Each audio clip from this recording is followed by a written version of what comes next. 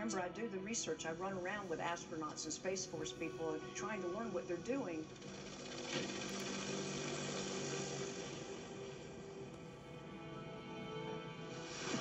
It started me thinking, like, who would Kscarpetta be if I were creating her now? Where would I go that's new and different? And I thought, well, probably be NASA. You could skydive from in here.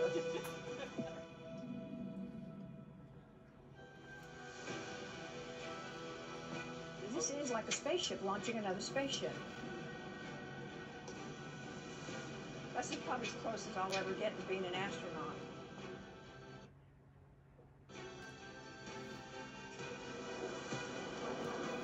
I'm getting in the bubble car.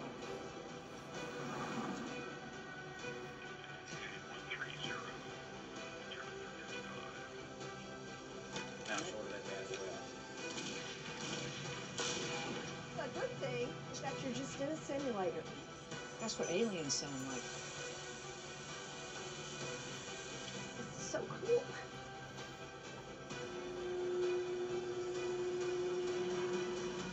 That's cool.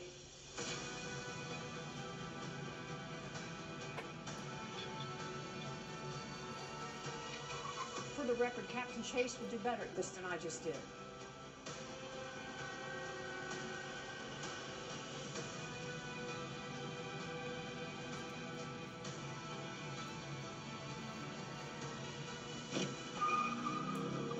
So hold on tight to that.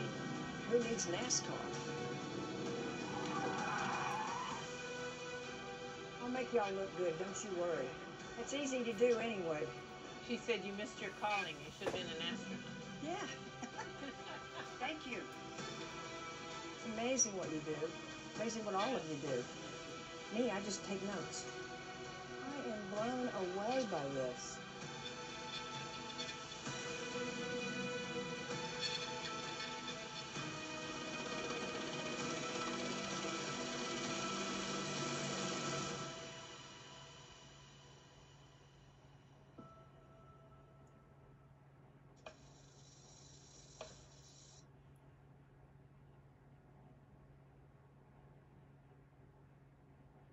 Good afternoon and welcome to everyone joining us from across the agency. Welcome to this special event where we are hosting award-winning and best-selling author Patricia Cornwell. My name is April Phillips from NASA's Langley Research Center, and I will be your moderator today. And first, I just wanted to start off with a couple of technical processes for you. If you're seeing a lot of folks on your screen and you want to clear up that view, if you click the layout button at the top right of your screen and then click grid, and if you scroll down, you'll see hide participants with video off, and that will clear the layout for you just a bit. I'd also like to mention that we have had an amazing number of questions submitted to us in the week leading up to this event, and we're going to get to as many as we can. Unfortunately, we probably won't get to all of them, and we will not be able to take questions from the Q&A function that you see on your screen. So with that little bit of technical information out of the way, welcome, Patricia. It's so great to be with you again, even though we are not in the same stage at the same auditorium this time. Thank you for being with us today. Listen, thank you for having me, and at least I can imagine that I'm back on that same stage, which is a little over a year ago now, which is hard to believe. And every time I see that video that you just played, what I'm reminded of most of all is just the extraordinary things that you people at NASA have shown me. And Langley in particular, I'm so grateful. And thank you, Director Clayton Turner, and April, thank you. And I've got so many friends there, and I'm going to try to call you out and embarrass you every chance I get in the next hour.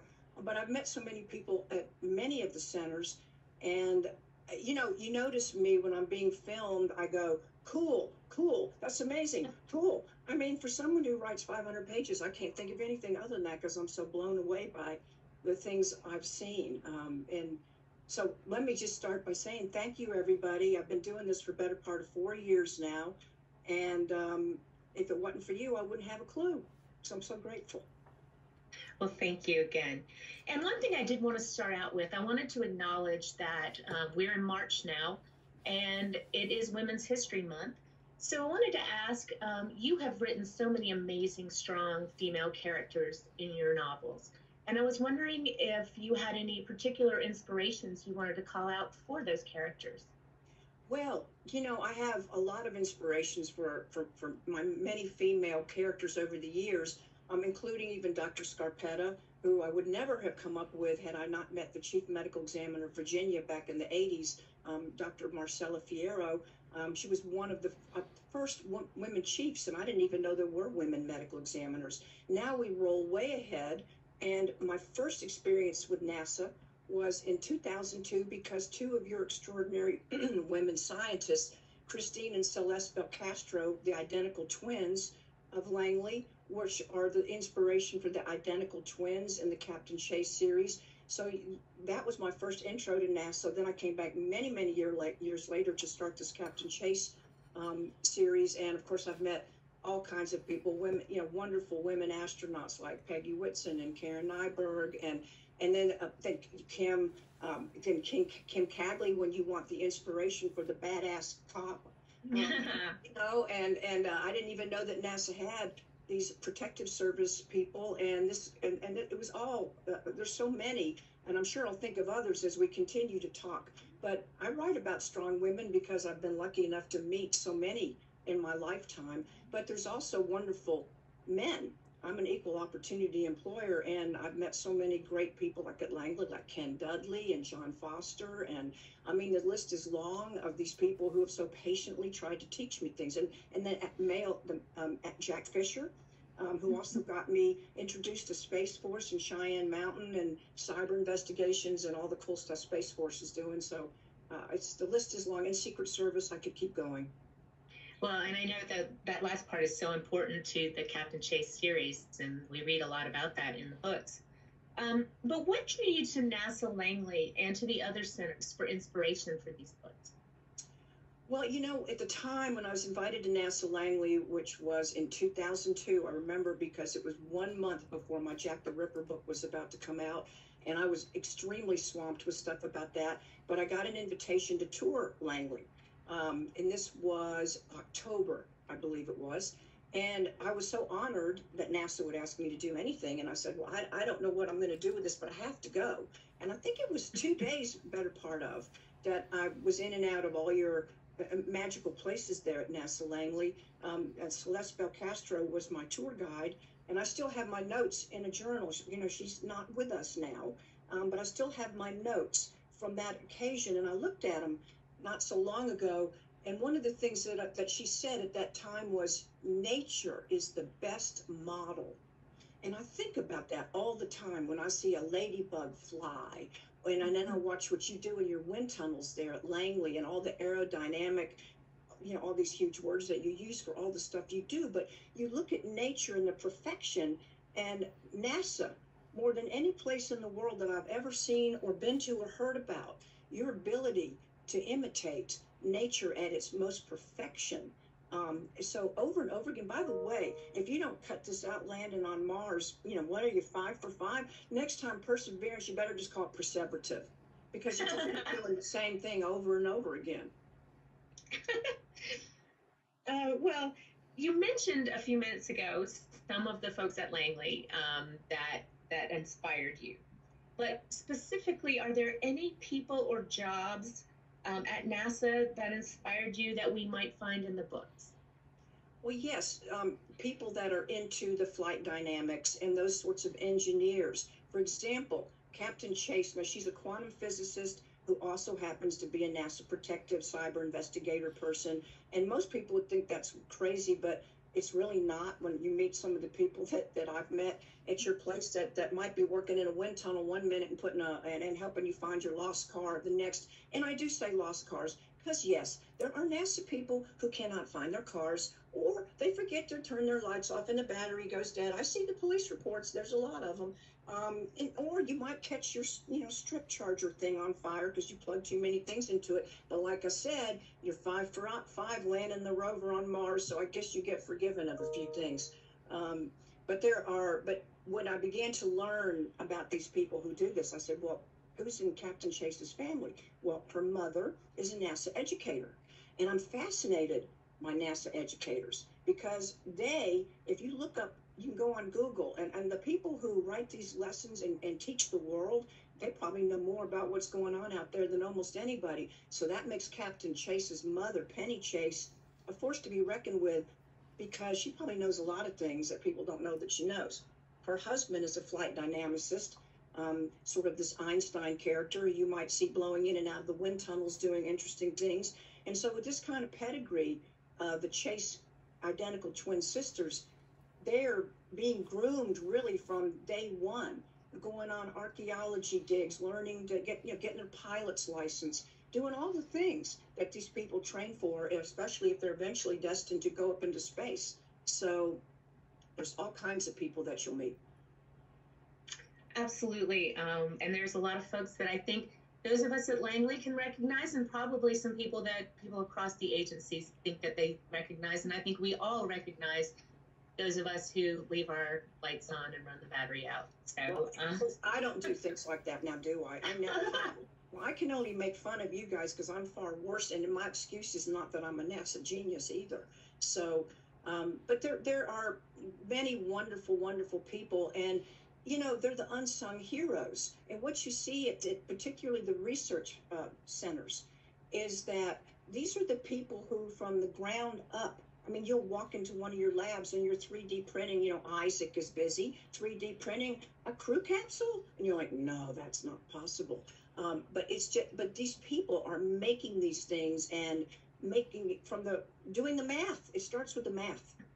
And that's what's so extraordinary. And I'm hoping with Captain Chase and even other things I do later on that I can help draw attention to those behind the scenes who make all this possible, not just the ones we hear about, but those we don't who are why it works. Absolutely. So you mentioned a lot of the technical aspects and the things that you've seen while you've visited Langley and other centers. Tell me about some of the challenges about writing a series of books like this. Wow, it's been, I have to say, it is a bigger challenge writing about this than even writing about the forensic world. Now, when I first started writing about the forensic world, I hate to tell you because it was back in the 1980s, the late 80s, before you were even a memory or a thought or an idea. And that was difficult because people did not know that world. They'd never been in a morgue or laboratories, but it's nowhere near as daunting as the sorts of technologies that you're dealing with. And people also, they relate to death and tragedy because we all fear it and we live with it every day. We don't live with people going into space. We don't live in that world, and so people have a hard time relating to it. And my job as a storyteller, which isn't over yet, because I'm not finished with you folks yet. Captain Chase is Kscarpetta is going to get her hooks into you next, and we can talk about that in a little bit. But, the challenge is to make people realize that this relates to them. It's not just about people who can go to space camp because they do better in math and science classes than I did when I was in high school. It's not just about people who are superheroes and can be astronauts. It's about me, it's about you, it's about everybody, because we have very fundamental questions that we should be asking. You pick up your phone, you watch your TV, you use your GPS to go somewhere, or you have a smart house, or you have drones that you're flying, or you're on autopilot in an airplane. You better care about what's going on in space, because all those satellites up there, what's making everything run or not run. And more fundamentally and philosophically, look at what you're doing on Mars. You're doing archaeology up there. Wow. After umpteen billions of years, how far down might you have to have old Percy dig to see if we might find signs of biological shadow left? You're probably not going to find edifices, structures maybe. You might find fossils, I don't know. But if we can find what was there or somewhere else, what will it tell us? Not so much about them, but what about us? Who are we? Fascinating. Is it that far away? So, all of this seems closer all the time. So, in the story, speaking of Mars, you mentioned Artemis and our Moon to Mars program. Someone asked, if you had the opportunity, would you go to the moon? Yes, I would. I'm sure they'd leave me there, though.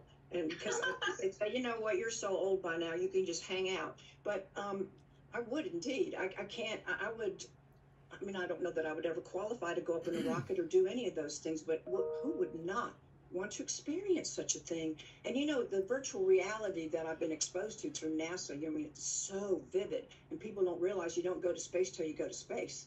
You know, you don't do a spacewalk till you do a spacewalk, so you better learn it on the ground as best you can. So the visuals you have become so vivid to me that I feel like I've seen, you know, the space station up close, or some of the photographs and we have of the moon today because of the probes going around and whatever. I can't imagine looking out a porthole if you couldn't see in that, like the astronauts did back in the Apollo days. I would absolutely love, and sure, I could not say no.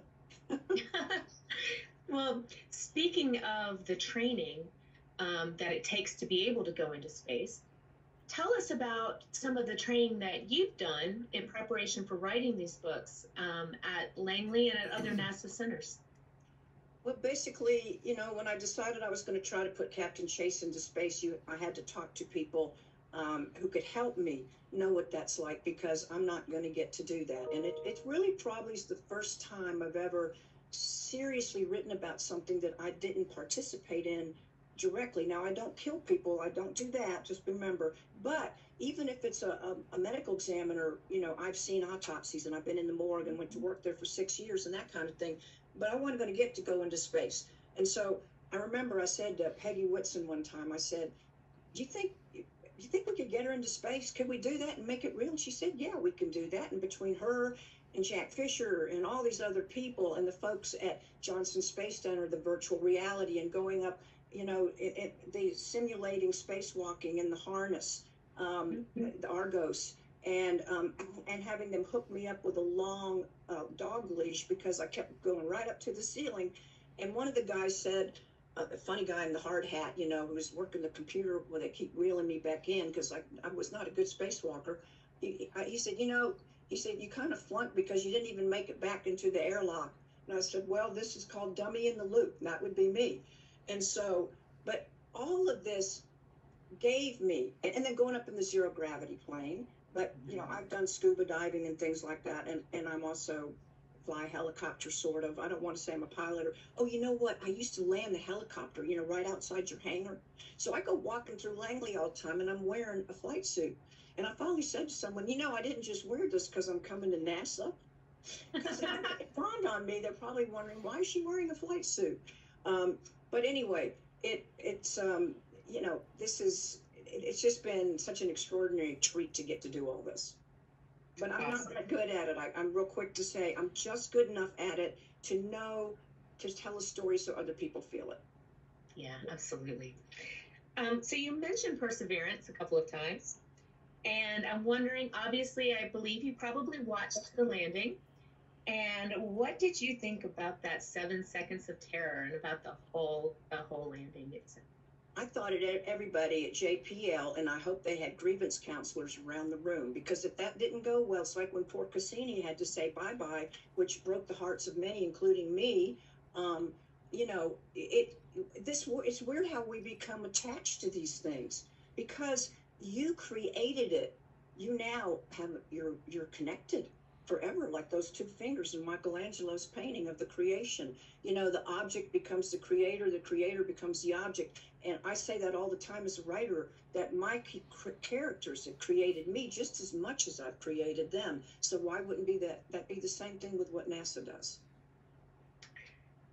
So it's interesting to one of our questioners that you always include the metric measurements in the book whenever there's something that's being measured. Is it because you have international readers, or is this just a look into the detail-oriented personality of Captain Chase? Well, Captain Chase would think that way, but I also think, you know, I am the purveyor of NASA for Dummies, and I don't know metric stuff myself, so I have to go Google it. What is 10 miles? And, you know, I wanted to, because, yes, I do have a lot of international readers, and they know the metric system. And NASA's always talking in meters and things like that. And so that's my cheaty kind of way of, I'm telling you what the Fahrenheit versus the Celsius is, or meters versus miles. I'm telling you, but I'm trying to make it look like I'm not really telling you. But I'm trying to make it a little easier, just like the acronyms, because let's be honest, you guys are tough with your acronyms. And so I put them in there because she would have acronyms for all these things. But I also try to make it so you don't have to remember what they stand for when you get to, or chase car, or the chase plane, or whatever. Or the peeps and the spies. And that was actually our next question. So you just led into that. Someone asked about acronyms because, of course, at NASA, we love our acronyms and we have our own special language. But you have kind of managed to come up with some that seem like they would be right at home there. So how did you come up with those acronyms? And was it tedious or was it a lot of fun coming up with them? No, the acronyms are fun. I had a little notebook I keep on my desk, and I was always writing down acronyms. In fact, I said, you've got to stop this because you're not writing your book. You're only writing acronyms now. And it's a strange habit to develop, but a lot of it is playful. I want to say that this is spin and quantum, particularly spin. These are playful books. Let's just start with this. Do you really think I'm going to have a villain called Neva Wrong, R-O-N-G, and she gets away with it every time unless I'm having a little bit of fun with you?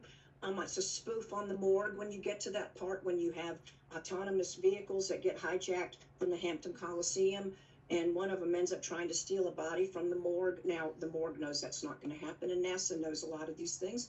And you're not going to probably have NASA Langley hacked the way little Lex does and turns the whole thing into a theme park, right? But again, we want to be playful. So the acronyms, if you're going to have an implanted system of, or should we say an implanted array of sensors in your body, which is being done and will be done even more, then what would you call that? Well, I think about how that's going to change us. And I think about how I'm always talking about when people have terrible character flaws, that they basically have programming errors. So I would call that a systemic injectable network. Well, that's sin. And the original sin would be the first one that has some other defects in it. And that starts having parallels to the obvious, which is the creation of humans. And what does that mean, whether it's the Bible or other religions or just the mindfulness that people might have about the higher power, what we come from. So a lot of this is playful and poking at allegories and Bible stories and mythologies and things that go back thousands of years that keep pointing the finger at the same stuff we do. Maybe there's more to this earth than what we're looking at right now. Interesting. So here's a fun question we got. Callie is, let's say, she's very quaint with her lack of salty language. So to quote Callie, what the hello is up with that? And is that her personality or was that your preference? You know, it seems to be Callie Chase's personality, and I think it's got to do with, with Penny and George, the parents. And we don't ask Kim Cagley where I came up with those two people who probably watch them right now, and I hope they don't get mad at me. But there's a certain purity to these people that are in that rural part of Virginia, living on the river. And, I just thought it's so easy just to use all this foul language all the time, and some people are offended by it. I mean, listen, don't think that I talk as quaintly as Captain Chase does. Anybody knows me? No, I do not. I wish I did. But I've had people, I actually had a friend of mine who's a Mormon, and she sent me a note, and she said, I want to thank you for not putting all that profanity in these books because I never liked seeing it. So actually, I'm just thinking, why do I do that? I have a lot of words up my sleeve. Can I think of something better? So that's the way it's going to stay. It's kind of PG rated. Nice. So what are some of the similarities and differences between Callie Chase and Kscarpetta? And most importantly, will they ever cross paths? Well, that's a good question, and the publishers would probably say they probably won't cross paths, but it doesn't mean we can't talk about it. Yes. And it doesn't mean they won't do it when the publishers aren't looking, because they're not looking most of the time. Just trust me, only when they read the manuscript. So, but Callie Chase, the big difference between her and Scarpetta really is their age. I won't tell you how old Scarpetta is, but I will tell you that Callie Chase is around 30-ish. And so she would be more like Callie's mentor or Yoda or mother figure almost. And Scarpetta has the rights to talk about a lot of things from her seasoned platform in life that Captain Chase would not. Like what's going on in the world right now. I'd rather listen to what Scarpetta has to say about it, and we'll hear about that in the next Scarpetta book that I'm working on. So there's a big difference in their sort of outlook because of the age. But in terms of the way they view the world, the way they calculate things, the way they logic things out, the way they are science-based and data-driven, there would be not that much difference between the two of them. And as you saw, if you met Scarpetta when she was in her 20s, and I didn't meet her when she was that young. She was already a chief medical examiner in postmortem. I dare say at 28, she and Callie Chase have been very similar. A little bashful, a little not too sure of themselves, not realizing how smart and good they really are at what they do, and very focused on other people and trying to fix problems. Interesting. So one person asked, is there any chance we might see Callie Chase on the big screen? Well, that is, of course, truth is that's what I really wanted to create this for, as I'm wanting this to go into TV. When you say big screen, these days it's probably going to be the small screen for streaming. And I do have a producer friend who's in the midst of working on that idea right now. We're trying to find what would be the best fit and how to tell the story. But I am hoping ultimately that's where this is going to land. Because books are wonderful, but you and I both know a lot more people watch things. And in my heart of hearts, what it would mean the most to me is I want everybody to know what I do about what NASA and Sierra Nevada Corporation and the Secret Service and cyber investigators and NASA Protective Services and on and on and on. I'd like everybody to know what they do, and they will know it if they see it. So we can keep our fingers crossed something great happens there.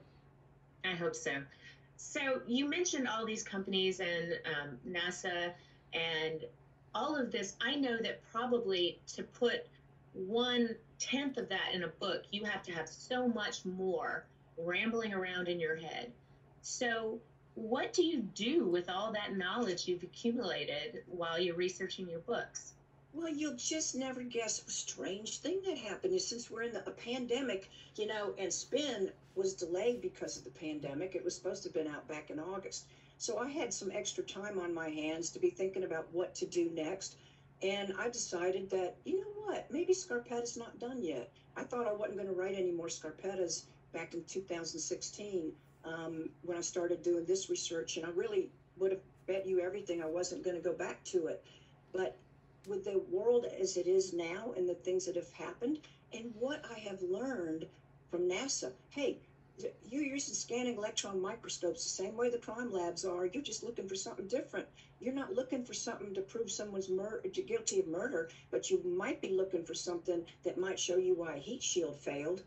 It's a different kind of forensic sleuthing that you're doing at NASA to see, but mostly you're trying to see in advance what would make something fail so it doesn't. So this works great for Scarpetta's mindset. And what we're going to find in the new Scarpetta that's out the end of this year is called autopsy, because in the Greek, that means to see for yourself. That's what autopsy means, autopsia. And I think NASA engineers and mathematicians and astronauts would agree with we should see for ourselves. And so she's going to be in the Northern Virginia world, and she gets involved in something that happens in outer space, even though it's rooted in big problems in a serial murder case that's going on in her own backyard. But she's going to work the first crime scene up there, and you guys are going to help her. Awesome. Can't wait for that. So I am thrilled that we have Kscarpetta coming back, but I also don't want to lose Callie and Karma. So what's next for them?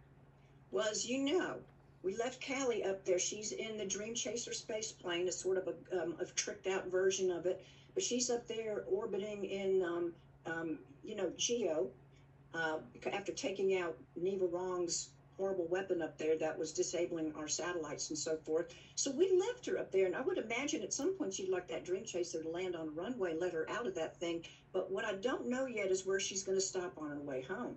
So I have to think about that a little bit. I wish you guys were already on the moon, because that's where I'd like to send her up there. I would, to have something, if she's got the right, compartment attached to the Dream Chaser, then you could, like a lunar lander, You could land Absolutely. that thing on the moon, go connect back up to the Dream Chaser, go back down and land at Kennedy, or heck, you could land at Boston. You can land anywhere that you can land a 747, I think. So, you know, I am thinking about some stuff like that, but I'm not quite there yet because I've got to finish the new Kscarpetta. But you're going to love what I do with her and NASA and space and the space station and a satellite and all kinds of fun stuff up there. So we're just going to have to wait a little bit for it. You're going to have to wait a little bit, but I have had a lot of interesting conversations back and forth with some of your folks that have been up there about what blood would do if you bleed. Can you imagine a crime scene and no gravity? I mean, let me just tell you this. You are not going to be able to tell some things because those fans are blowing all the time. And